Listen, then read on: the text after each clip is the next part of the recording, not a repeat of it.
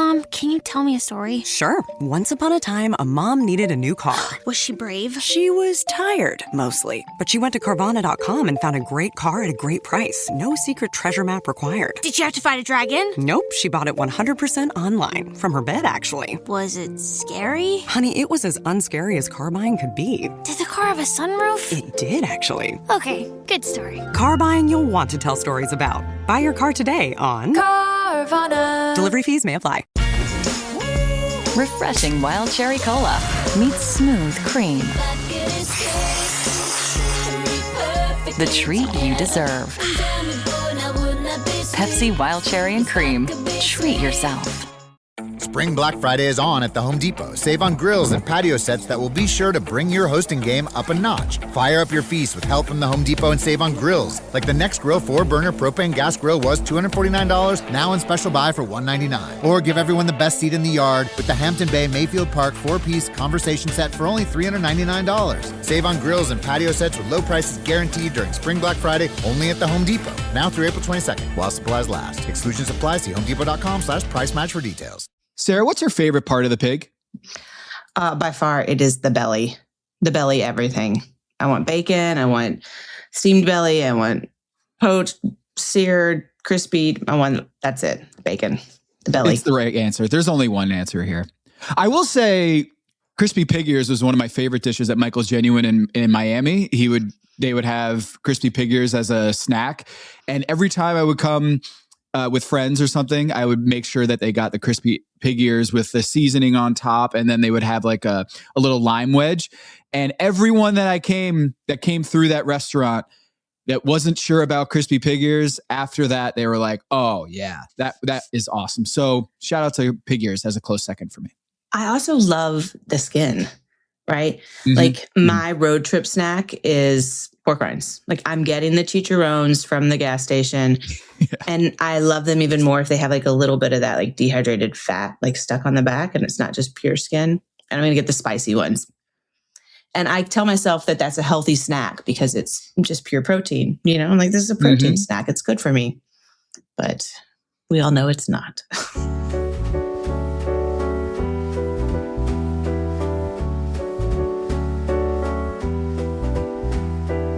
This is Pack Your Knives. I am Tom Haberstroh. I'm Sara Bradley. Oh, Sarah. I'm going to say it. I'm going to say it right off the top. Favorite episode of the season. I think this is quintessential Top Chef. I think this is everything that Top Chef is and other shows are not. And why I continue to love this show. The educational part of it. We got a really deep dive into barbecue, Southern barbecue, Carolina barbecue. We got a lot of gamesmanship, gameplay. We got a draft. We had overnight. We had some funnies. We had some whimsical Tom Colicchio saying, let's do a s'more off.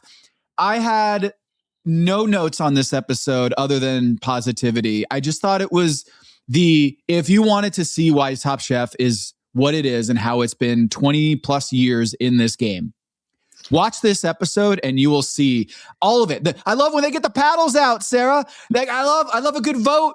And Michelle Wallace is here. They're out in the country. This was an awesome episode, and I would put it up against any of the episodes we had this season, and I just loved it.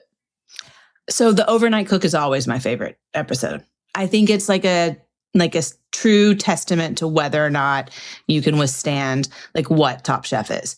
Now on my overnight cook for Kentucky, we were out on the houseboats, which was probably one of the most fun times I ever had like on Top Chef. But it was the same thing. Like Eddie had won the challenge and then he had to start picking teams and he like got to pick his whole team before everybody else was left. And then we whooped their ass. Like we demolished them. But also, I do agree that this holds on to everything that makes Top Chef so great. It's not like you walked onto a Netflix episode of like, is it cake? And it's all like overdone and mass produced. This was really just like people out in a field by a lake cooking. So I loved it. And I think the audience would learn so much about properly cooking, the different traditions, the different opinions about those traditions. You know, like there were a lot of times in this episode where I was like, ooh, that might actually bite them in the ass with the judges? Or is this really the right way to go about it? And you got the North Carolina style versus South Carolina style. And then we got the East Carolina style, well, Lexington style barbecue. And it just felt like there was a lot of intel and a lot of recipes and a lot of soul in this episode that, putting aside the whole gamesmanship and the drafting, which we'll get to, the immunity side of things, I thought it breathes so much of the cooking that I feel like gets lost in other shows, that sometimes it's caught up in the gimmicks or the actual, like, here's the challenge, here's all the different ingredients that you need to use, and you can only use one hand, whatever. Sometimes Top Chef leans into that. But in this episode, I did feel like this was pure Carolina barbecue, what it's all about. And you bring out the pit masters and you get just this really textured, different feel to the Top Chef, dynasty that we have. I thought it was great. And I'm not just saying that because it's the second week in a row I've whooped your ass, Sarah. Because you brought out the can of whoop ass for the first 4 episodes, I am back. In the words of Nana, I am back, baby. No, I had this intense feeling as soon as it always seems from Seeker. The whole episode, the whole season is this sorry, but kind of this negative Nancy, but in a funny way. His comments are usually pretty humorous. Yeah. But this one, he's like, oh my God, I love this challenge. I'm so excited for this challenge. I have so much experience with this challenge. And I was like, he's going home. That's it. I was like, you're done, dude. Shut your mouth. Go back to the Seeger that doesn't care, walk away from this one. Sometimes when people, I think when they think that they have to take on so much for the other team, I really can hurt them. But I will say my absolute favorite gameplay moment that has happened so far in this season, right? It's the teams, right? It's the team pick. So we start out, we have Anthony and Whoa. Okay, we start out with Anthony and Lawrence. Well, Anthony and Lawrence. Nerding out. With Warhammer. I have never played those games, and I you don't know what Warhammer is? No. So can you please? When you saw this, were you like, oh yeah, it's like a tabletop kind of fantasy. I'm not a Warhammer person. I have a lot of friends that are. Okay. But yeah, it's you get this huge book, and you just think Dungeons and Dragons, but more tabletop and less I don't know. It's so don't, if you are a Warhammer person, please, that was a bad description. I don't really know, but I know. Is it something that you can, as a novice, walk into and they teach you and you can play? Or is this you have to be ground zero? I think you could be a novice, but I think you would piss all the other people off that knew what was going on. Okay. Yeah. We are seeing here that Maze is also not a Warhammer. None of us are Warhammer, but I got a lot of respect for people that are into it. They're painting tiny figurines. There's a whole art to the whole thing. So you can bring it to the Top Chef, I guess? You can bring stuff. I mean, I put a lot of Lego together when I was in London, a lot. My room was covered in Lego.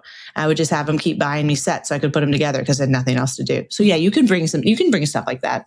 All right, let's pause here and let's talk about this. What is the top hobbies that you take up on Top Chef? Did you hear of other things where they're painting or they're doing Revolutionary War figurines? And I don't know, what are some of the hobbies that you pick up in Top Chef that you've seen over the years? I mean, I read a lot, and a lot of the people would trade books back and forth. My hobby the second time was breast pumping. That's what I did with every free moment, breast pumping and Lego. That was it. But everybody's always sharpening their knives. Yep. We don't have a ton of free time. So it was interesting that he had some of that stuff to do. But you got to find something. You can't sit around and stare at your phone all day. You don't have access to that. So it seems like great. I did a lot of Sudoku.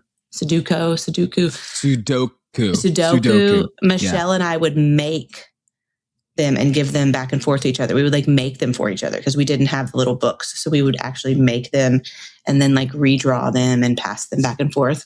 You have anything else to do? Yeah.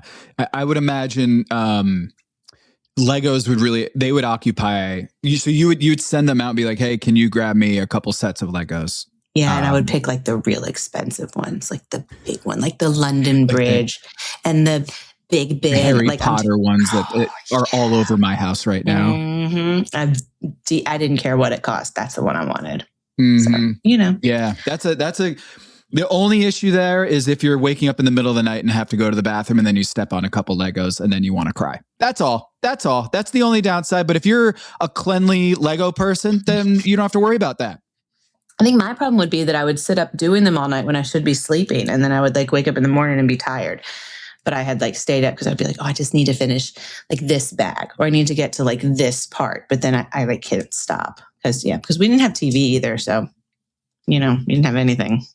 Okay, but back. So Anthony, as soon as they say Anthony gets to pick the teams, I was like, oh my God, I'd pick Justin. I was like, obviously, because he's going to pick Jen. Like there's no other way. And then I thought, nah, but he won't be an asshole. He doesn't feel like he would like do that. Yeah, he's all grown up. I loved it. Yeah, I loved it. Yeah, I loved it. Anthony. He's not this little nerdy guy, soft spoken, stays to himself. No, this was a great Anthony moment, like a true killer here in this moment, drafting Justin overall, number one.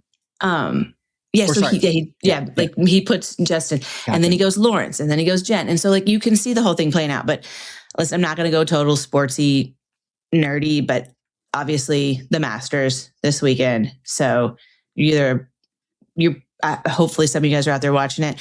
And what this reminded me of is like, how for the Ryder Cup, I feel like the USA team, they always just pick people because they're buddies. Like maybe they're not the best golfer. They just kind of pick them because they're their buddy. And then they don't do that. Like Europe does not do that. They like pick the absolute best people. And so I was kind of surprised because this was feeling like very like Team USA, like, oh, I'm going to pick Jen or, oh, I'm going to pick Lawrence. And then it cuts to Lawrence, who is like, well, I don't really know anything about barbecue. So this feels like a lot of pressure. And I was like, yeah, they're just picking their friends here. Because I probably would have started with, I don't know, Lawrence is a good pick though. He's solid. It is a good pick. He's solid. Are you kidding me? He's solid. Yeah, he's solid. Lawrence, he's good you vibes. had two guys that were saying they knew a lot about Whole Hog, and Whole Hog is the trickiest of all the barbecuing. I think. So let's spend a little bit more time on this draft because the team goes, the draft goes, Anthony takes Lawrence, Justin takes Jen, Anthony takes Brandon. We get a little bit of Brandon in the confessional, like a little Brandon being like, oh, I do this shit all in my sleep. I know barbecue, like I got this. So he gets Lawrence and Brandon right off the rip. And Justin goes with Seeger with his true number one overall pick because he knows he has to take his partner Jen with the number one pick. So it's part and parcel. He's got to do that.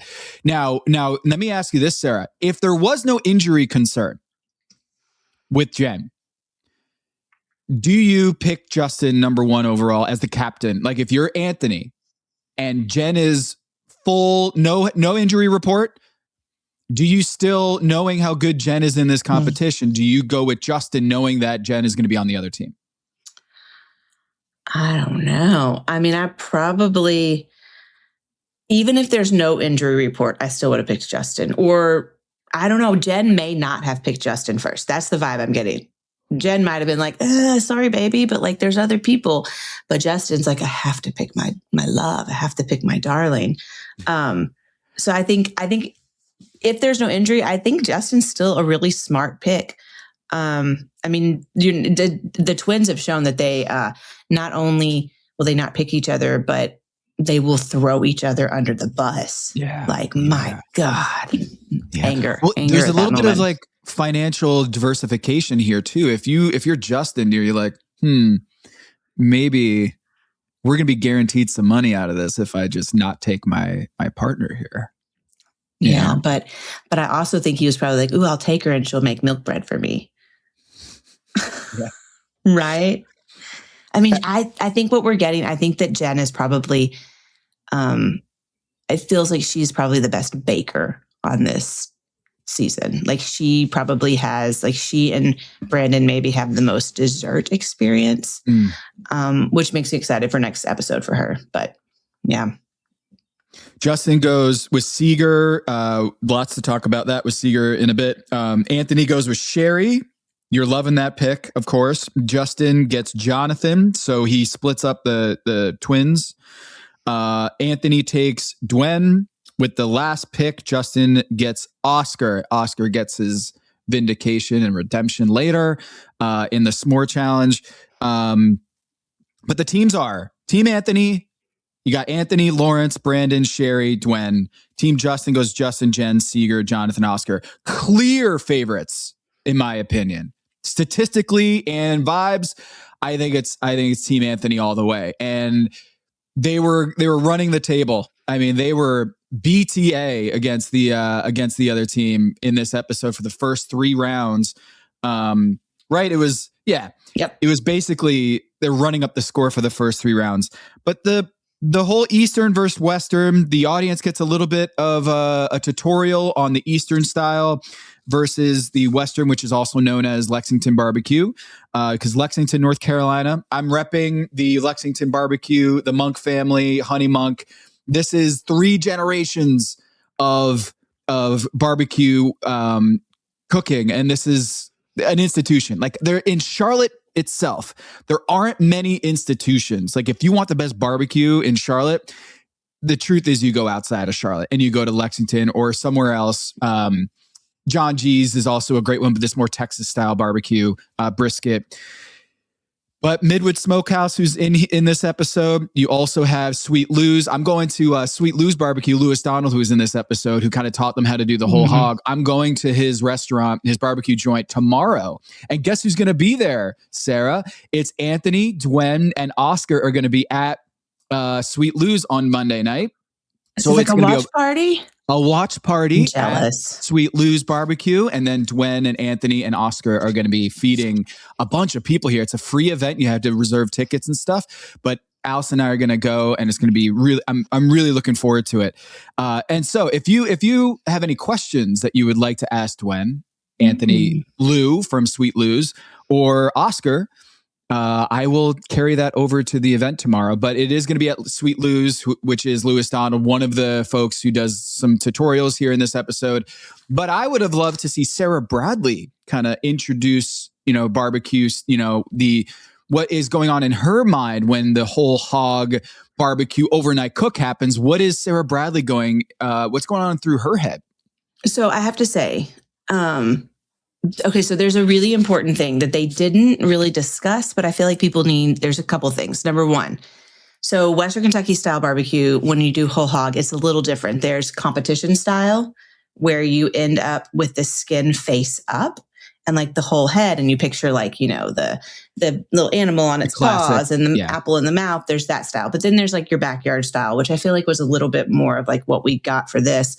I think a lot of times people think that you would like start with the skin side down, right? They're like, oh, then none of the fat would drip away and it would all be good. But you don't. You actually, even if you do like shoulder or butt or anything like that, you always start with the fat side up. So what it does is as it cooks, the fat cooks down through the meat and keeps it. So if you start on the bottom, the fat is just going to drip off. It's going to go on the coals. It's going to make a bunch of just going to make fire like you don't want. So you need that fat on the top so it can drip down through. Then once it gets to a point where it's pretty good and rendered, then you would flip it over, and that skin would then protect everything while it's continuing to cook. So it's like kind of like this safety net. You got to render it all out, then flip it, and then you have this protection kind of area. The other thing they did, I felt like Top Chef could have given like a little shout out to the coals, right? So I think a lot of times you see people, especially now that they use those like pellet cookers or like the chip, where they use like the chipped wood. One of the most important parts of barbecue is cooking the wood down. You have to cook the wood before you put it in to cook the meat, if that makes sense. You got this thing, it's creosote. So creosote's like this. It's like the green part of the wood, right? It's like it makes it taste bitter and makes it have like what they call like dirty smoke, which is kind of like yellow and gray. But yeah, you got to cook all that down to coals. And then what you do when you use those coals, you've gotten rid of like the creosote, you've gotten rid of the water because we don't want steam, right? We want like dry, consistent heat. There's like gases in the wood, make it taste acidic, all that stuff. We've cooked all that out and now we can put it in and have like really consistent. So there's a whole process before you even get to the meat, the actual protein. The wood is significantly important. And then like where you're placing, or not the wood, and then like when to cook it down to embers, then it's like, where does it go? So I was on a barbecue team. We were called Cartel.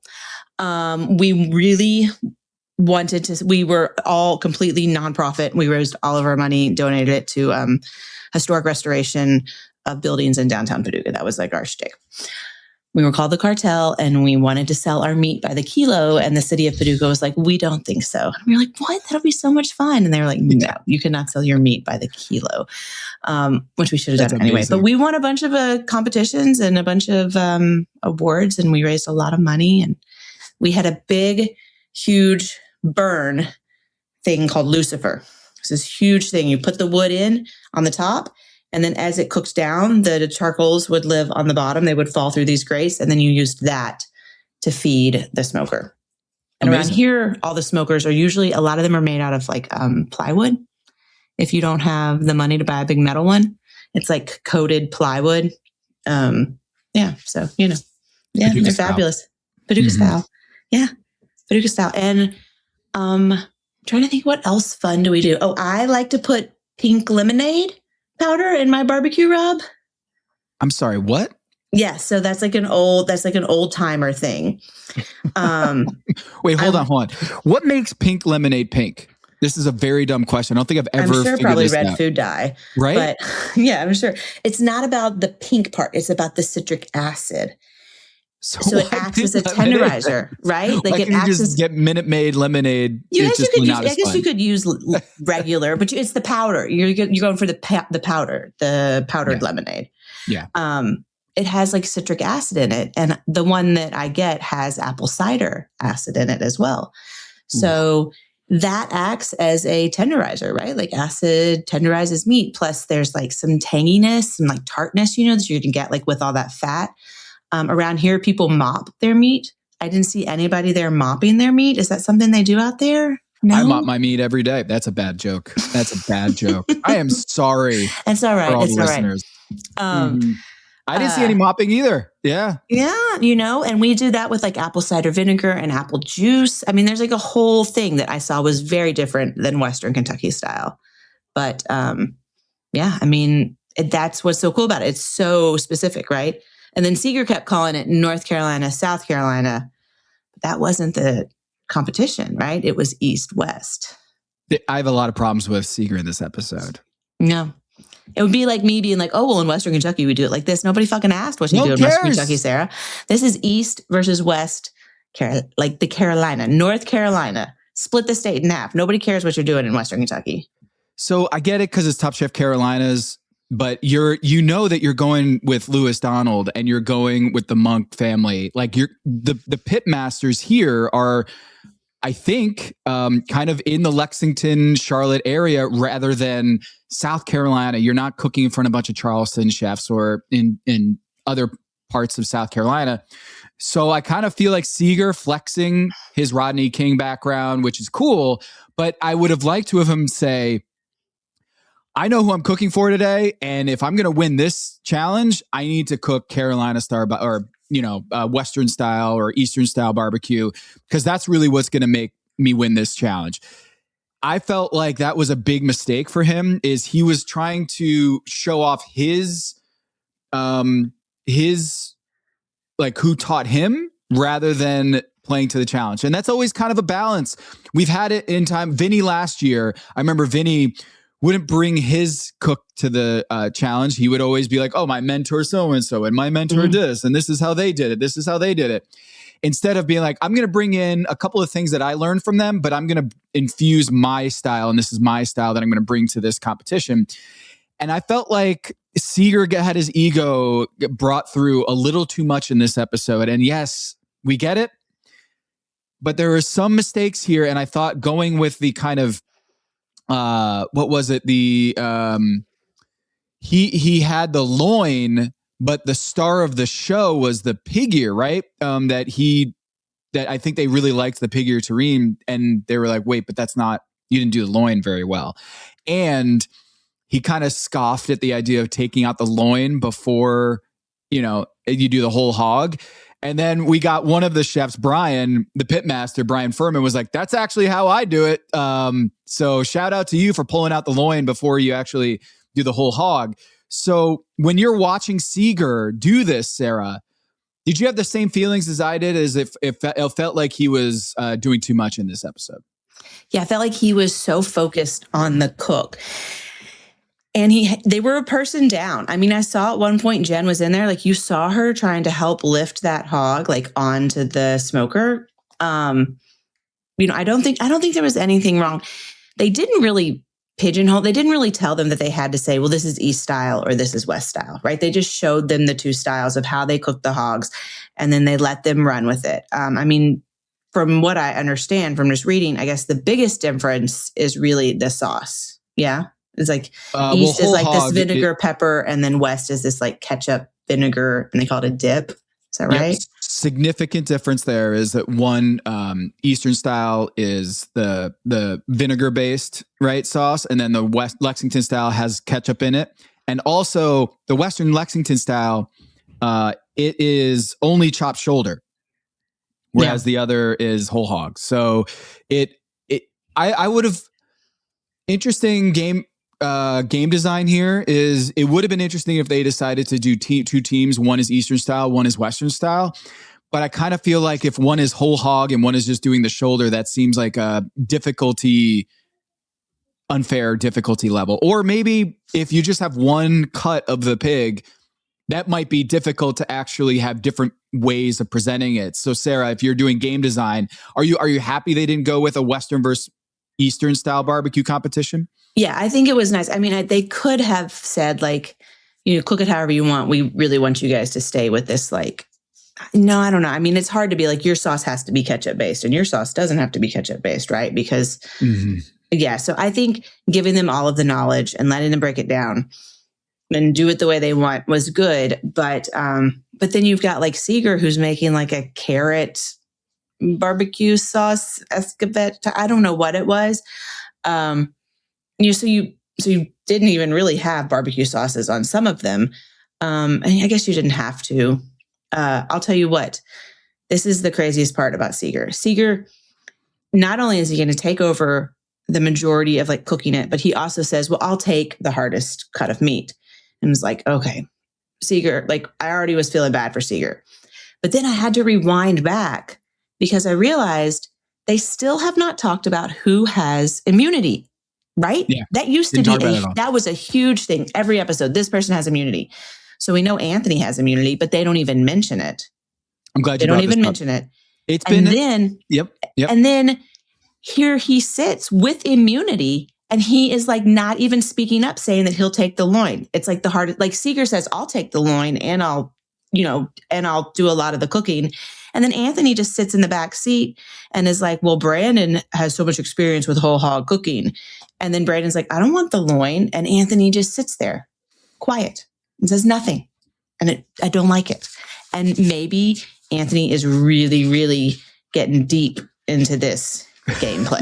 Maybe he's like, I'm saying, isn't that like a killer move there? Is like, yeah, you can take the loin and I'll see you in Last Chance Kitchen. Yeah, see ya. I didn't like that. I thought that was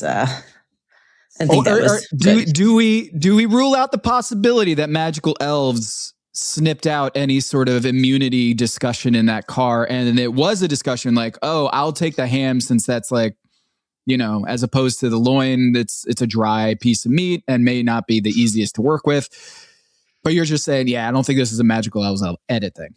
I don't think so. I mean, I don't think magical elves ever edits. No, I think that like if he'd been like, no, I have immunity, I'll take the ham. Because he pops in, he says what he wants. He doesn't just like, he says what he wants. So I don't know. I thought it was it is odd that the immunity is not really a thing this year. Even though it is part of the game, it really hasn't been talked as a strategy. Yep. They did it like maybe on the first or second episode. I don't know, Top Chef editors, if you guys are listening to this, I know you're probably still cutting the next one. Can we get a little immunity talk? Because it is such, like, why give it to people if it's not going to be part of it, you know? Like, and at some point they take away immunity, right? Like, I don't know when. I feel like it's always after Restaurant Wars, maybe around like number 6 or something. 6 people left, something like that. But yeah, man, that's huge. Why didn't Anthony take the worst cut? Why wasn't he like, whatever you don't want, I'll take it. That's me. I'll take it. Because he wants to win, Sarah. I know. Because he wants to draft a really good team, and then one of them has to go home if they lose the competition. Then one of the best competitors is out. So I'm just saying, he's an assassin. He's talking about the Warhammer Foxtrot Frozen Throne. He goes orc, then night elf. He's an orc guy. Okay, we all know about those orc guys. I don't know. I think he might be a night elf. I think he's like sneaky. I think he's coming in like in the, I'm sweet. I'm Anthony. I'm so timid. He's like hiding in the, I don't know what a night elf or an orc are either. I mean, my orc knowledge goes from like, you know, what is the one where they're all the, whatever. I don't know. You're asking the wrong person, Sarah. But clearly one of two things is happening. They did talk immunity, but they decided not to use much of it in the edit. The other thing is maybe Anthony strategically is not using his immunity as I'll take the hit on this one. I'll take the loin, and you guys roll with it. He's just it wasn't even part of the judges table. Like, we haven't heard that much at the judges table where Tom and Gail and Kristen are saying, you know, you did have immunity in this one. How much did that play into your choice of ham? We didn't get that in this episode either. So, yeah, because I mean, I guess if you think about it, so he's on the red team. So I mean, he lost his round, right? So like he lost to Jennifer. Round. Yeah, with her, she did the smoked grapes and the collard green stems with the ham black eyed peas. All right, we'll get into that. I just want to give a shout out to Super G Supermarket, Super G, where they went to do the cook. Everyone is loving it there because it's the best grocery store or supermarket in Charlotte, in the Charlotte area. Took Madeline over there a couple weeks ago, and it was like, for even a 9-year-old, it's just so much fun going through there because they just have every cut, every like when you saw Lawrence just like doing dances in the aisles because it has every Asian flavor he could even dream of. It's true. And they've got Latin flavors, Asian flavors. Like, it's so much fun. And there's a Korean barbecue restaurant inside the supermarket there on 74. It's great. It's super fun. They have live crawfish just like swimming around and stuff. So Madeline is just, you know, watching that. It's a great supermarket, and I'm glad that they did a little bit of product placement in there. So I'd encourage people in the region to go check that out when you're in town. Hello, listener. Producer Mays here to talk to you about the perfect gene. Allow me to be vulnerable here for a minute. As you may or may not know, I've got a lot of childhood trauma, and it almost entirely centers around buying pants. As a lifelong sufferer of tall man syndrome, I've never been able to find a pair of pants that fit in the store. I had to go to those special freak stores, places with more X's than an adult video store. It was a nightmare. But now, the perfect gene has entered my life. They've got 6 fits, a size range from 26 to 50-inch waists, and lengths up to 38, giving you 5,000 plus ways to find your perfect match. So it's not just for my fellow sufferers of TMS, that's tall man syndrome, but thick thigh kings can find their perfect jeans as well. And for a limited time, our listeners get 15% off their first order plus free shipping at theperfectgene.nyc, or just Google The Perfect Gene and use code DINGS15 for 15% off. That's 15% off for new customers at theperfectgene.nyc with promo code DINGS15. After you purchase, they'll ask you where you heard about them. Please support our show and tell them we sent you. Fuck your khakis and get the perfect gene. Hello, listener. Producer Mays here to talk to you about Quinn's Cookware. I know cooking can feel like a lot of work these days, especially when the temptation to order takeout is stronger than ever. But trust me when I say that quality cookware makes a big difference in your experience cooking at home. Quince has got top-tier pots and pans, like my favorite, the extremely versatile and easy-to-clean 3-quart stainless steel sauté pan that you'd expect to find at a luxury store, but for 50 to 60% less. You heard me right. High-quality materials for half the price. How could such a thing be possible? Well, Quince works directly with manufacturers, cutting out the middlemen and passing the savings on to you.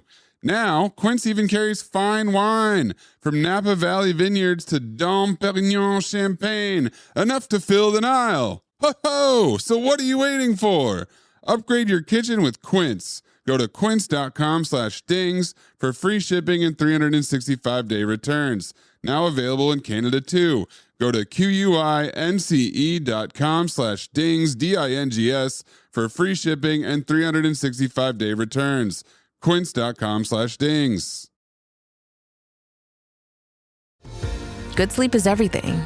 That's why Ollie's Science Back Support is made with a blend of melatonin and L-theanine for both kiddos and grown-ups. So when your mind won't switch off, you've got something that can help. Your racing thoughts and restless nights won't stand a chance. Find Ollie sleep solutions for the whole family at ollie.com. That's OLLY.com.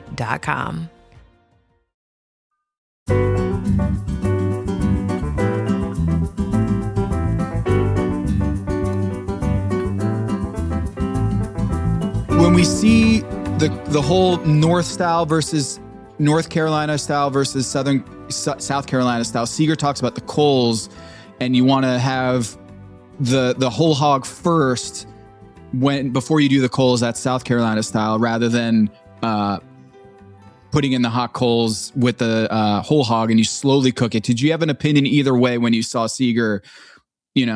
That's interesting you did it that way, because I think this is the better way to do it.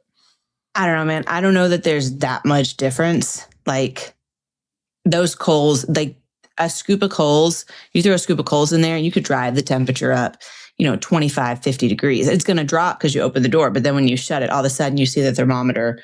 Whoop, and the way we would always do it is we have like a little tiny hole drilled, and we just use those like kitchen thermometer, like the meat thermometers or whatever. Like they're not fancy. That would just stick down into the box. We're not checking we will check the temperature of the meat, but we're just checking the temperature of the box mostly. Another thing that's really odd is I heard them say that most people, for the chopped, most people are using shoulder, right? So a lot of times what's happening with shoulders, especially competition style, or when you go to like big barbecue festivals, they're cooking them. And then once they hit a certain temperature, they need to have a stall. So like they're going to hit a temperature and then they're going to stall out. So they're going to hang out at that temperature. A really good way to make sure that they hang out at that temperature is when they hit, you take them off, you wrap them in butcher paper and then wrap them in foil. And then we throw them in like coolers, like big, huge white, those big, huge igloo or whatever coolers. And you close them up, because that meat is now, all of them are at that temperature. Like if they're all at 265, they're all at 265, you throw them in cooler, they all stay at 265, right? You've just like created your own little oven that surprisingly the health department is okay with. I guess it's just a barbecue thing. But you're holding them at hot enough that they're like at, hot hold temperature. But you throw them all in there and then they hang out and rest. And they sit in there for at least, 2, 3, 4 hours, until when you take them out, you pull the shoulder blade out, it has to come out. And that's how you know it's done.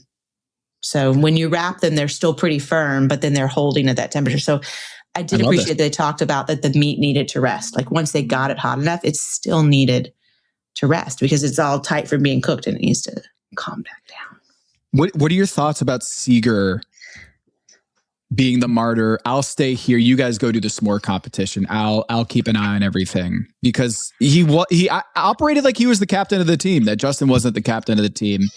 And I think Justin took a fucking nap. Justin went and took a nap. Like, what? Yeah. I don't know. I got a little I feel like he could be a martyr for some things, I'll do the loin and I'll do the whole entire cook. He was taking the reins of the team, right? Yeah. And so I think much in the same way that in Restaurant Wars, if you're the executive chef, you're also knowing that I'm going to go down with the ship, and Seeger seemed like he was taking that and deciding I know barbecue. I'm my own pit master here, and I know what I'm doing out here. So I'm going to sit here. You guys do your $500 sweepstake, s'more competition.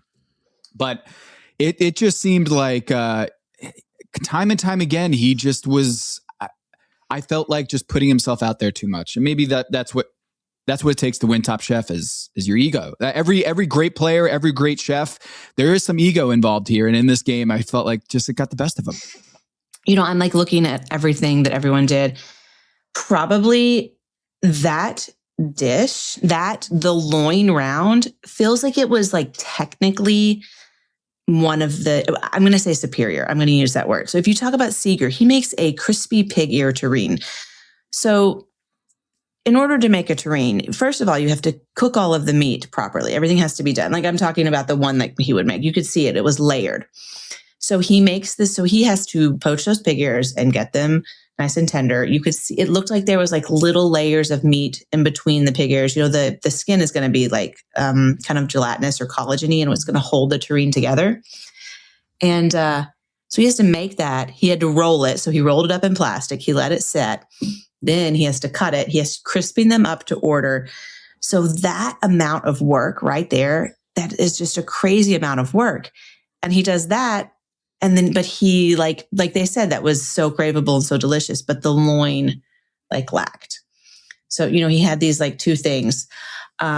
He also did not give them, if you think about Lawrence, who did loin, he did crispy skin XO, he did pickled Napa slaw, he had pork floss, he had all of these things. So he gave them so many things. So when you only have 3 things on the plate, every single one of them better be perfect.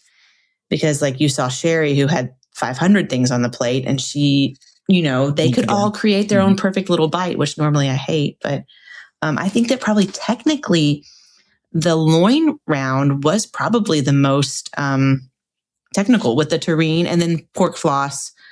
You ever eat pork floss? No. Oh, you did a pork floss sandwich. When we were in China, it was pork floss, white bread. It's my favorite. You take tenderloin loin or tenderloin pork, and normally you simmer it really low and slow until it's completely cooked, and then you kind of shred it. So you saw him shredding the meat, pulling it apart, and then you stir fry it or cook it with soy and sugar and spices until it gets really fluffy. It is it's so delicious. It's fuck. Remember you would get beef jerky in the little dip can when you were a kid? Did you ever get that? Yeah. You get the little dip can of beef jerky. Yeah. And Again, to continue our conversation of last week is Big League candy 2, cigarettes. Yeah. candy cigarettes. And then I used to, in college, I would do the dip of beef jerky on my long road trips back home, Yeah, just suck that. So pork floss is the absolute most delicious, best dip can beef jerky you've ever had. Oh my God. Sherry for suggesting it. Yeah. And he has it oh man. And it looked really good too. It looked like he made a really nice pork floss. So I think that was technically the hardest round, and then Seeger goes home for it. But this wasn't about the technicality of a pig ear terrine. This was about the technicality of the 5 specific cuts of meat. So man, this was tough. So they had the pitmaster stands, right? So then they had paddles, and they would vote on which one of the 2 were their favorites, team head-to-head matchups. And that would count for 1 vote. And then the 4 judges, so the usual 3 plus Michelle Wallace, shout out to Between the Slices. Michelle was a contrarian in this episode. I felt like she, not just against the pitmasters, which I'm wondering, I guess, do you think that they lock in their vote before the pitmasters vote? Or do you think they see what the pitmasters vote and then they lock it in? It's locked in. Yeah. Okay. So I think that's only fair, right? You can't let them sway you. So yeah. So the first matchup was the pork shoulder. The shoulder, which was interesting when they were doing the challenge instructions. They were like, we're going to have 5 rounds and 4 of them, there are 4 meats, 4 cuts. And it was shoulder, loin, ham, and belly. And I was like, wait, but there's 5 rounds. So the 5th round was, I guess, just categories chopped, right? The first round was Sherry versus Justin. So Sherry did South of the Border. Shout out to South of the Border on 95. Bossum? Yeah. Pig's head, rice, chimichurri. It's basically Brazilian style. Justin does the pork shoulder sandwich, milk bread bun, Chicago beef dip style. It looked great. But what they said was the fact that he decided to pull the pork rather than slice the pork, which could keep it a little bit more moist and maybe, or do I have that backwards? Whatever he decided to do, it was dry. It got dry and they wanted him to have it a little bit messier. And this is my biggest pet peeve with sliders. There's too much bun to meat ratio. And in this one, the bun overpowered and there was just not enough meat. It wasn't sloppy enough. Sloppy Joe. They wanted more sloppy Joe. And Justin was like a little bit too neat and it backfired. But Michelle actually liked it. She voted for Justin and said it actually, he could have used more of the sloppiness, but Sherry got 4 of the votes versus 1 because she dominated the pitmaster vote 13-2. Well, I mean, so Michelle, between 2 slices, right? Like, so again, here I am being the seeger of it. Western Kentucky, we use white bread. So it's like toasted white bread. And then you put the chop in and you smash it. And I think we should also point out that the shoulder is not just, so the shoulder, like if you're watching us on screen right now. So the shoulder is like this part and then the ham is like down here. So the shoulders, but they call that the butt, right? So the butt is like up on the top behind your neck. And then the shoulder is like right here, or the picnic ham, I guess. But when you put that all together, that becomes the shoulder. So it contains an extra joint for the shoulder. It's a little bit bigger than like what the Boston butt would be.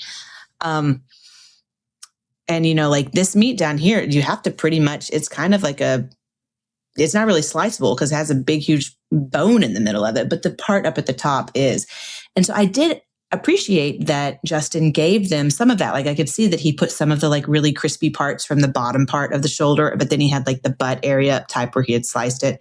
But yeah, he just needed to throw like 2 or 3 big fat ass slices on that bread. I would have like taken that milk bread and I would like covered it in barbecue spice. Like I would have had like barbecue spice all over the top, because I think he started with something because originally he said he was going to do a milk bread bun and Chicago beef dip. Yep. That was what his original thought was.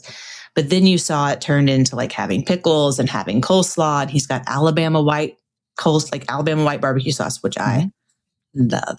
Yeah. But he starts to like put, like he's got Chicago beef dip, Alabama white barbecue sauce. Like he's doing his Seeger thing where he's like really pulling from all over the place. You're right. He needs to sloppy it up. You need a little Adam Sandler playing in the background, just getting it. Yeah. I bet Justin's an Adam Sandler fan. I'm just getting those vibes. So for sure. I feel like he should have gotten a little sloppier. It looked great. Like I love a good pork sandwich, but when the bread to meat ratio is just too much, it gets a little dry, and every time that I'm chewing it, I want the juices exploding in my mouth. And I didn't see that with this dish, that I felt it came off a little dry. Second thing, we had the loin competition between Lawrence and Seeger. We talked a little bit about this already, but it has to be said, Lawrence wins with a trio. Again, he comes in with like 3 things, nails them all. East meets East. Again, I feel like Lawrence, he is defying 20 plus years of duo and trioism on Top Chef. Of everything that I thought I knew about the duo and the trio, he's rewriting the game. He is. Lawrence is killing it. Man, when I saw the look on his face when they were in that supermarket, and he was literally skipping. He was like a happy little child.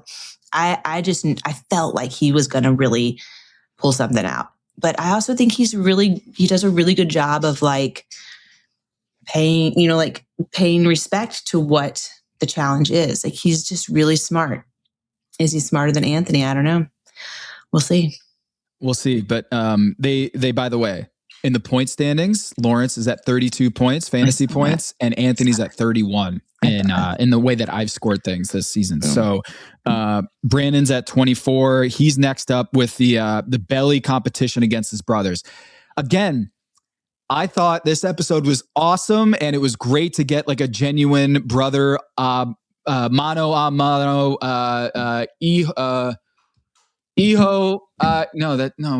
it's why am I Iho, I think, right? Yeah, maybe. No. Yeah, Iho. No. Hermano y hermano is the right way. I should have said.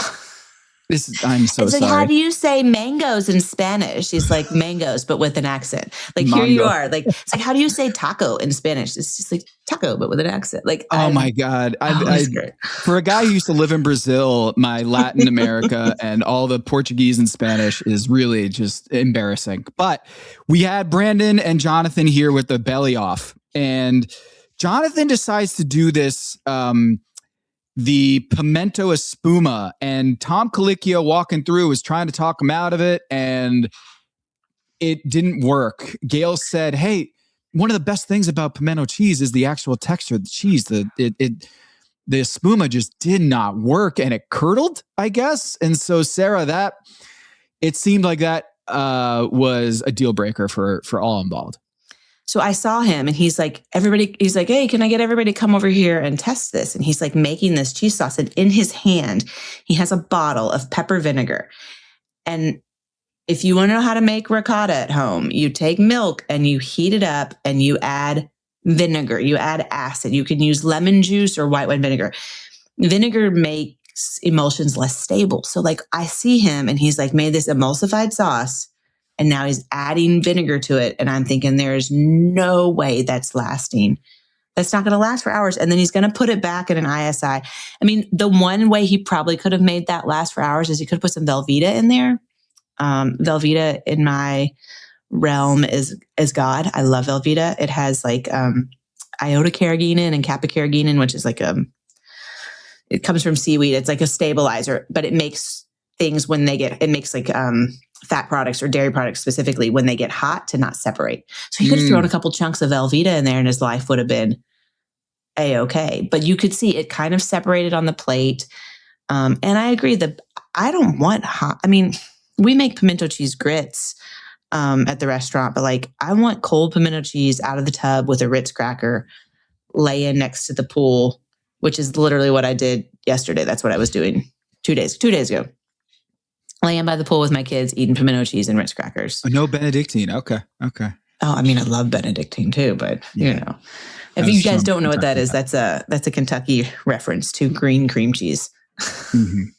Yeah, my wife introduced me to that. So wait, so like it could work. He could have done it. So it wasn't just the cook though, but I think Tom had an issue with just the idea of it as like the texture of it.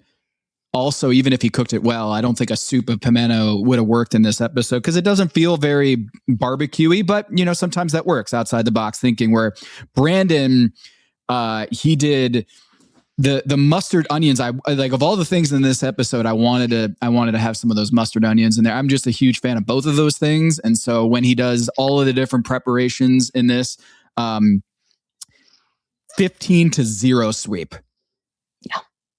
Yeah. Wow. I know. Wow. But I also loved how he threw his brother under the bus too. I don't know how I feel about Brandon. I don't know, man. I don't know. I would never, I don't care how much money was on the line. I would never stand up in front of national TV and a bunch of people and be like, my little sister bought her pig skin at the grocery store. And I'm also wondering where Sherry got her pigskin for her chicharrones, because, like, I think, yeah. Do you think she cut the skin off ahead of time? I was just going to say that I think Jonathan availed himself pretty well there. Was like, no, hold on. I got the pork skin at the grocery store and then I cooked them down. I didn't just get the chicharron. Yeah. Like I actually cooked this properly. So And you know what it's like to be roasted for something you store by, and it's not a fun feeling. And so like when you're getting up there with your brother, and luckily they talk every day, so this isn't like a really bad brother, bad blood situation. But yeah, threw him right under the bus. Never would have done that. What did it even matter if he bought them at the store? Like, because I mean, like, did Brandon make fresh pasta for his macaroni and cheese, or did he use a pre-made extruded dried pasta? So there's like all these things, like you get into this thing where you like, I remember one time, like Tom, like it was right after the box waffle thing. And then the very next challenge, Tom's like, ask Adrian, he's like, why did you buy all this hot sauce? You know how to make hot sauce. It's like, he was like literally calling her out. He's like, you just called somebody else out. You better be ready for it. So I think that Tom remembers things like that. And I'm just hoping that the next time Brandon doesn't walk in with something store-bought or, and then roast him like a pig. Yeah. Brandon, Whole not hog, cool. just Not roast nice. Brandon for next time he uses a pasta in a bag. Yeah. Not nice. Not nice, man. I would have liked to seen a counter. Like, maybe this is my analytics brain, is like the pit masters. I wanted to see a scoreboard, like 13-2. I had to sit there and count them all. And sometimes they're hidden. And so I wanted to get the stats right. Sherry won 13-2. Lawrence won 12-3. Brandon swept him 15-zip. And I think Tom said it was terrible, the espuma, the way that it didn't work. Then we have the ham portion, 12-3 in the pitmaster count. Michelle liked the Cuban style theme for Anthony, the smoked ham mojo with smoked black bean puree, and the hush puppies with the Carolina white sauce. Where Jennifer, she did ham, black eyed peas, hush puppy croutons, smoked grapes, and collard green stems. It hits on all the different levels. You got the sweet, you got the smoke, you got the all the acid, all of it. It's Jen's really good at this game. Can somebody please tell me how many times Jen has put smoked grapes, roasted grapes, braised grapes? That's like her go-to thing. Like, I think since episode 2, I was like, oh, she did grapes on episode 1. And I swear, y'all, I think she's done it every single episode. She has put smoked or roasted or braised or something grapes. I mean, I love grapes. I love them. Don't get me wrong. But she really loves them. Like, they are all over everything. What is the deal with that? Yeah. I don't know. Maybe I can ask Dwayne, Anthony, or Oscar today. Please do. She also, again, we see a hush puppy crouton. We've seen her make, I think, hush puppy croutons before, or maybe she just called them cornbread croutons. What works, I know. Yeah. I mean, her dish looked really good. And Anthony's dish, I feel like we saw a black eyed pea hush puppy from him at the sides challenge. So, but I get it. There's a lot of similar flavors going on in the sides challenge and in this. So I saw a lot of the same stuff. But good job, Jennifer. She can do it. Start your day with Quaker Protein Instant Oatmeal. The instant oatmeal ready to help you tackle whatever your day brings. Like wrangling your toddler into their car seat. That was fun. Coaching your 6th graders soccer team. Go girls! And carrying all the groceries in one trip. Whew. Try Quaker Protein Instant Oatmeal, granola, and bars. Great taste and a good source of protein. Quaker, bring out the good. K-pop Demon Hunters Haja Boys breakfast meal and Huntrix meal have just dropped at McDonald's. They're calling this a battle for the fans. What do you say to that, Rumi? It's not a battle. So glad the Saja Boys could take breakfast and give our meal the rest of the day. It is an honor to share. No, it's our honor. It is our larger honor. No, really. Stop. You can really feel the respect in this battle. Pick a meal to pick a side. Ba-da-ba-ba-ba. At participating McDonald's while supplies last.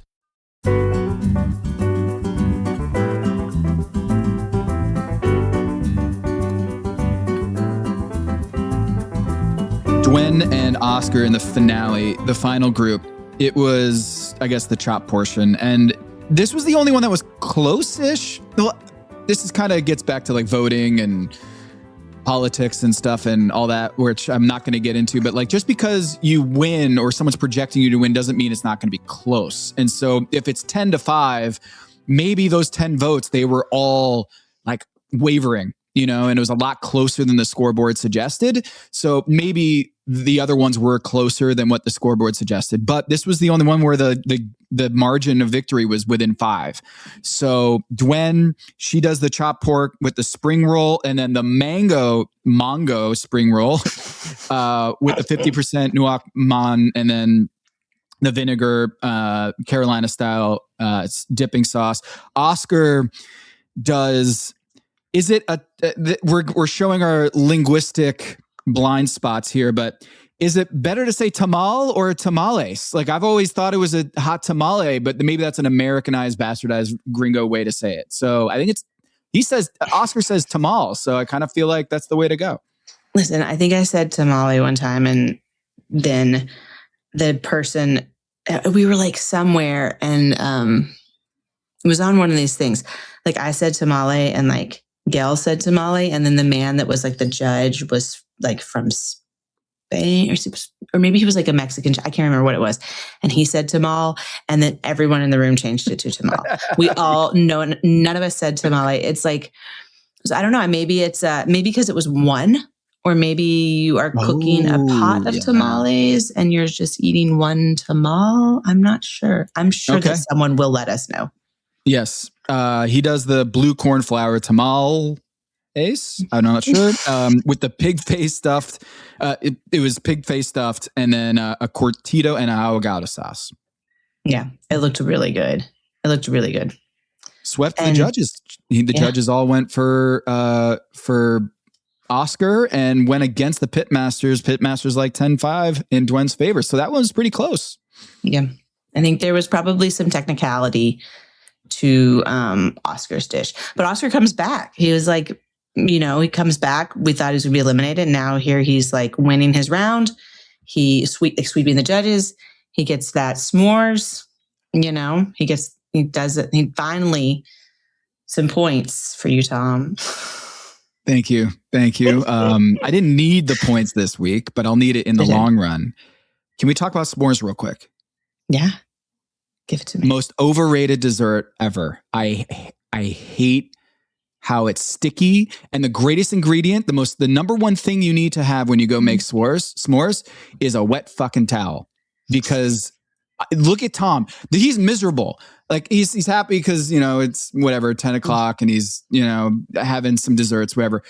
But every campfire I've ever been to with s'mores breaking out, everyone's just like, oh my, well, what am I going to do with all this sticky sugar? And marshmallows in general, overrated. I kind of feel like there's always way too much marshmallow in a s'more, and I find s'mores to be super overrated. My favorite part about a s'more is the chocolate or the graham cracker, and the only proper way to do a s'more, in my opinion, is to throw a little Reese's peanut butter cup on top. It's the perfect size for a s'more. If you haven't done it yet, it's fantastic. If you get the s'more nice and hot, with the marshmallow, the only validating thing about a marshmallow is when it's hot and it melts down your peanut butter cup. Otherwise, I'm out on s'mores, Sarah. I'm out on them. So I think there's, number one, I never eat the s'more. I just want the marshmallow. My technique for cooking a marshmallow is to stick it directly in the fire until the whole entire thing becomes a complete black ball of burnt sugar. And then I strip that off and eat that. And then I put it back in. And if you're really good, you can get like 3 or 4 like layers of burnt ash sugar pulled off before it gets too small. But if I am going to be forced to eat a s'more, the trick is to take your graham cracker and your chocolate or whatever candy you want, and you set it near the fire, just by the edge of the fire, so that it can already warm. And then you slowly cook your marshmallow, and then you put it on there, because I can't stand that the chocolate is like not fully melted. I need the chocolate to be fully melted. So I need it to warm gently by the fire. And then you're never going to get me to eat a s'more. I'm just going to keep burning my marshmallow and eating it.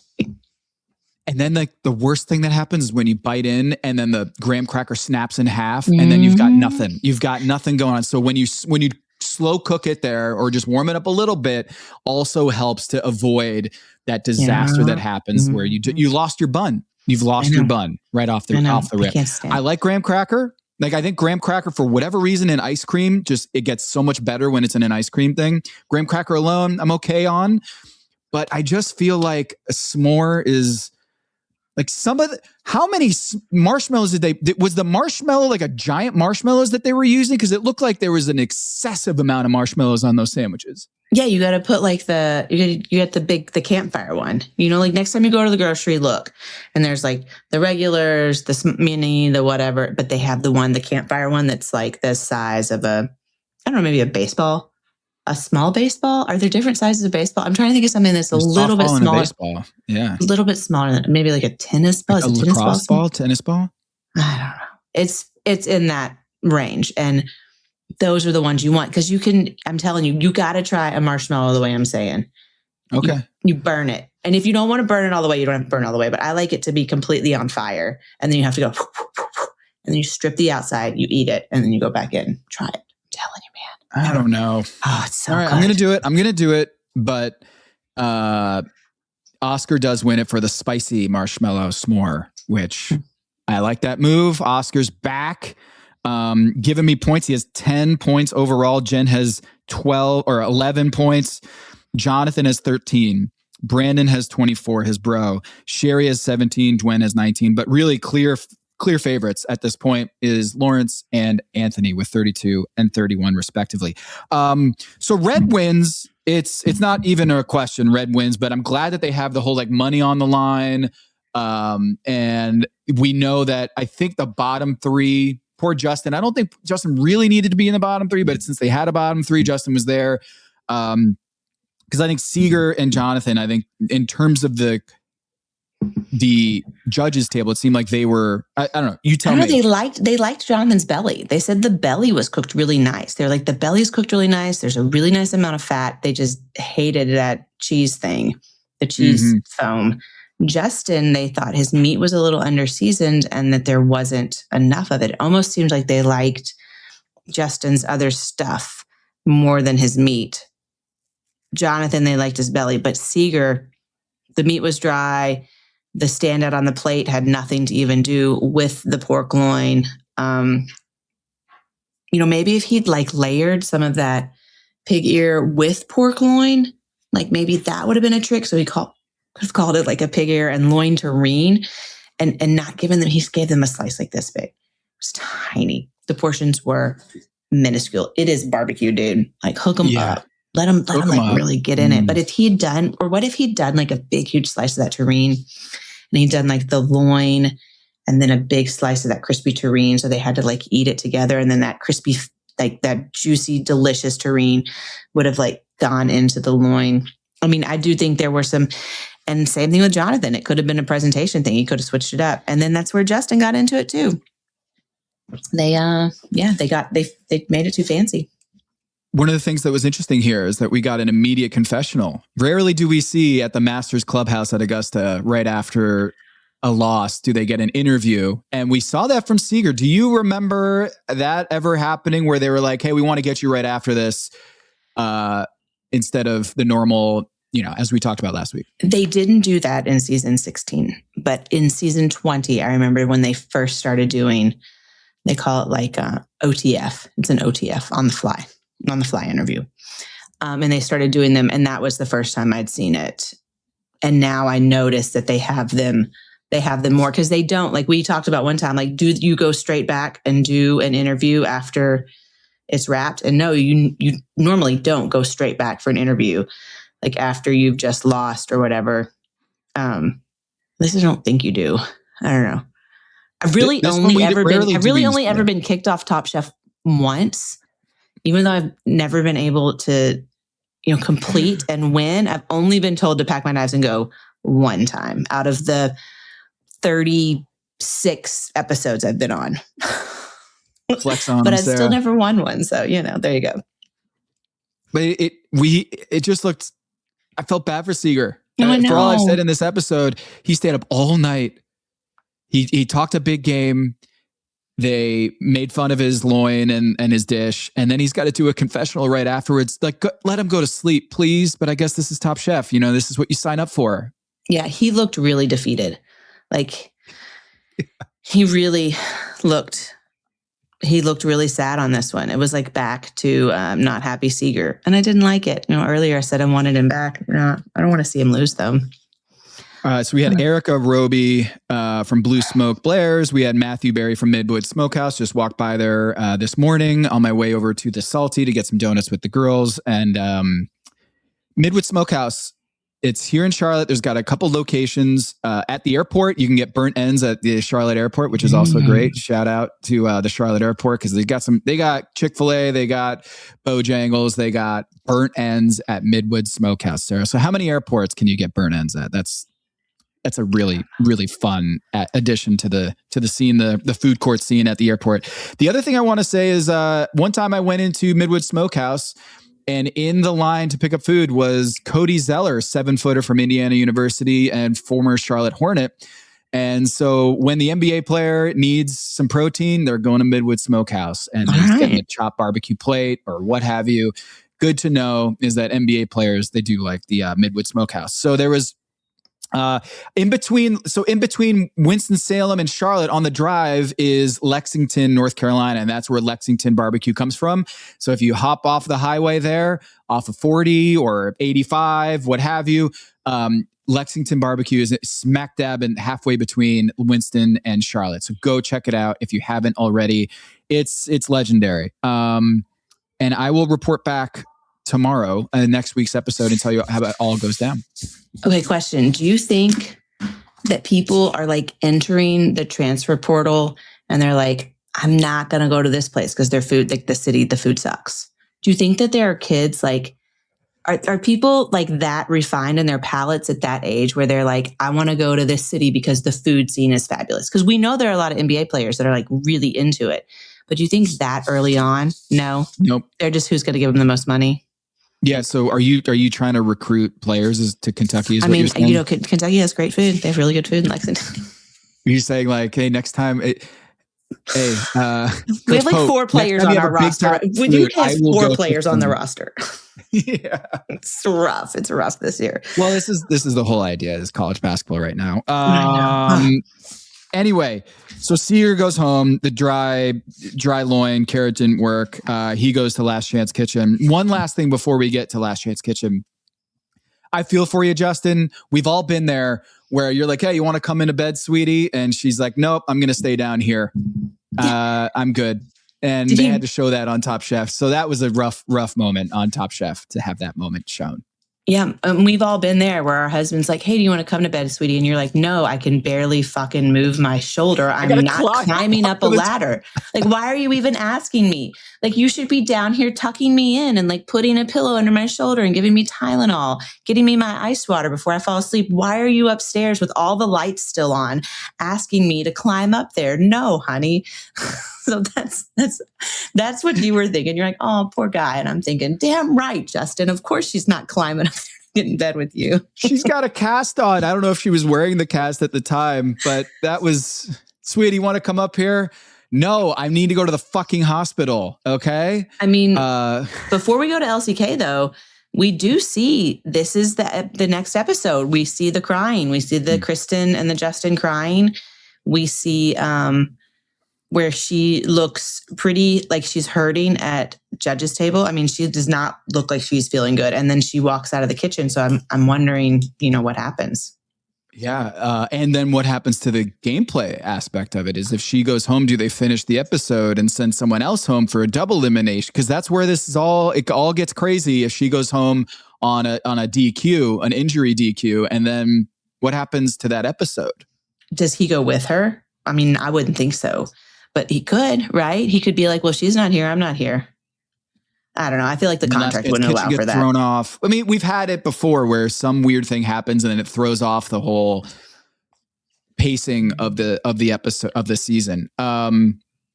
Okay, so the fantasy standings as constituted right now between Team Tom and Team Sara, you're winning 105-37, but in the last 2 weeks, it is 10-30 in my favor. So I'm on the comeback. You've lost 2 straight. Seeger and Rhoda going home. 2 of your big guns going home. Sara. I was like so excited. I was like, ooh, oh man, I broke 100. And now I'm like just sitting here. Like, I think, what was I at 99? I was like, oh yeah, 1 more point. I'll break 100. And then that's been like 2 weeks. I haven't done nothing in 2 weeks. I'm coming for you. Nowhere. Watch out. Watch out.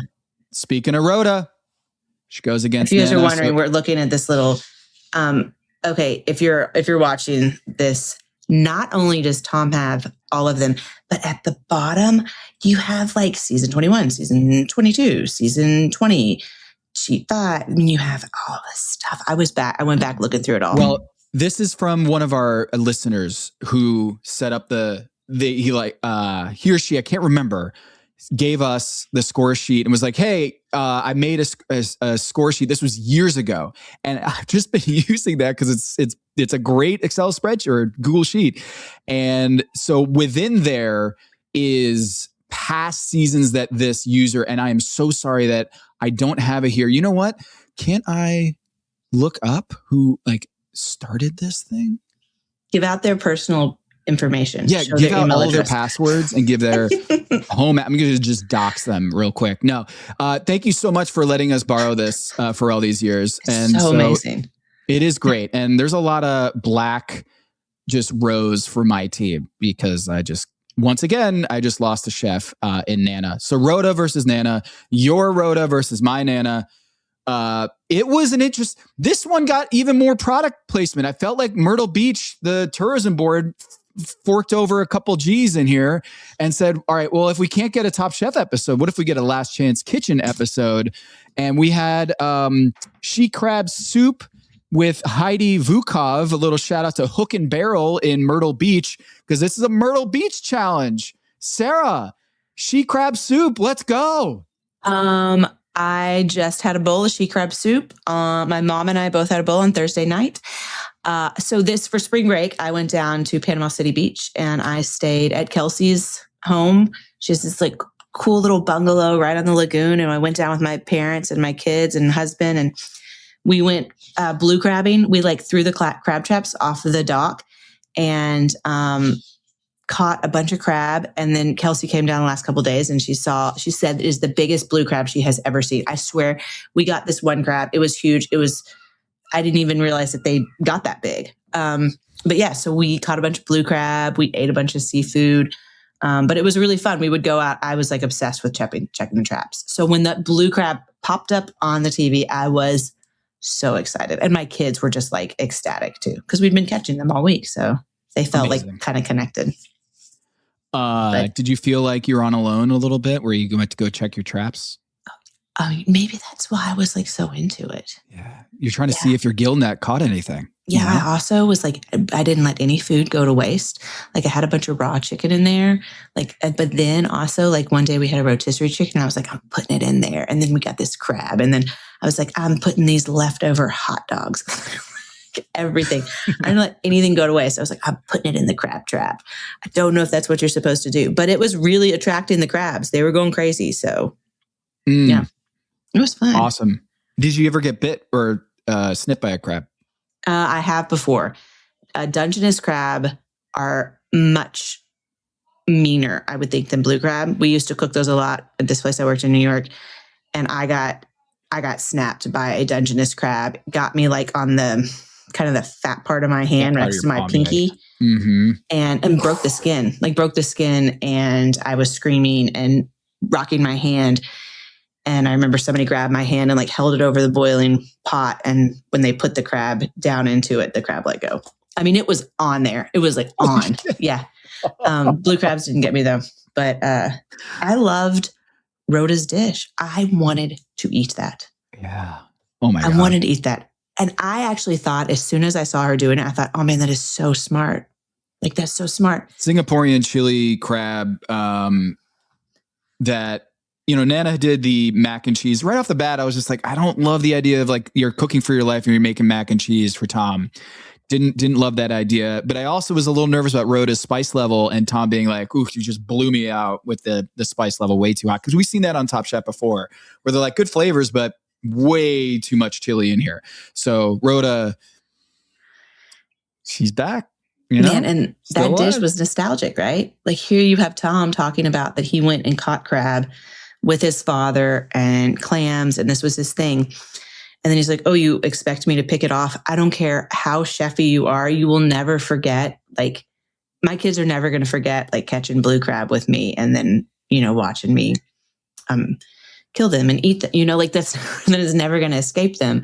And so I think that she gave him something and he was like excited to show everybody that he knew like the good way to crack it open. Like it was smart.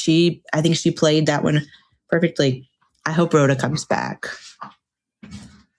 Oh yeah, duh. I mean, obviously, but I hated to see her go. And okay, she's the one so far this season that I've really been like, oh man. So Rhoda versus Seeger in the next round, you're like, yeah, sorry Seeger, but I need Rhoda back in the competition. I mean, obviously Rhoda, yeah. I think what happens if it's Oscar next? It was like that little friend group. We had Brittany, then we had Rhoda, then we had Seeger. If it goes Oscar next, it's like they were the death of themselves. I feel for Nana. She's not with the competition anymore, but she gets to go to the peanut gallery in Last Chance Kitchen, which is always fun to see the heckling or the, hey, what you cooking over there? Oh, like, what do you, watch out. There's only 18 seconds left or whatever it is. I feel like Nana's going to be good in the peanut gallery. So they were making me nervous that she wasn't going to get her food on her plate because they were like showing Rhoda plating and then they showed Nana like cutting lemons and frying crab. And I was like, oh my God, is she not going to get this on the plate? I'm glad you brought this up. Shouts to you, Nana, because that would have been tough to go home again for time management problems. And so at least and Tom said these are both delicious. They're both excellent dishes. He said, I love this dish that Nana cooked. It just, wish it he could have, if she had more time, he would have cooked it in the oven just to brown it a little bit and get that crispy mac and cheese topping layer. And Rhoda just knocked it out of the park. So we only get one re-entry this season. So it's its own show for a reason. No dish with Kish. I'm noticing no dish with Kish this year. And so I don't know what that's about. Yeah. Maybe we can later, but the only digital offering we have is Last Chance Kitchen. So maybe we get it back later, but yeah. Dish with Kish was fun. I did that one. I did one or two episodes. I think I did two. It was fun. It was a good time. Good time. Yeah. Last thoughts before we go. Would you open up a barbecue joint? Absolutely. There are no barbecue joints run by women in Western Kentucky that I can think of. And I'm sorry if you are a female and you own one, let me know. But there are none. And a lot of them are like old timers. They've been around, like Starnes Barbecue has been here for forever. And Harnet's has been here for forever. And I will say one of my favorite barbecue joints in Paducah is car service only. So like you don't even go up and you order. And they have like this crushed or like shaved ice. So like all of the tap soda comes out and it's like on shaved ice. It's like this huge block and it's, oh my God, it's like hospital ice on crack. And that's like my favorite place. But I would open a barbecue joint for sure. It'd be fun, right? I wouldn't want to barbecue every day. I would hire someone because I don't want to be up all night, I mean, that's a early start, Yeah. Pick and Pig, my favorite barbecue joints in North Carolina. Pick and Pig in Carthage, North Carolina. It's got its own airstrip. And so planes will fly in and land. Kids love it. It is so much fun. They got great pulled pork and they have this jalapeno butter that you can use with your hush puppies. It's outstanding.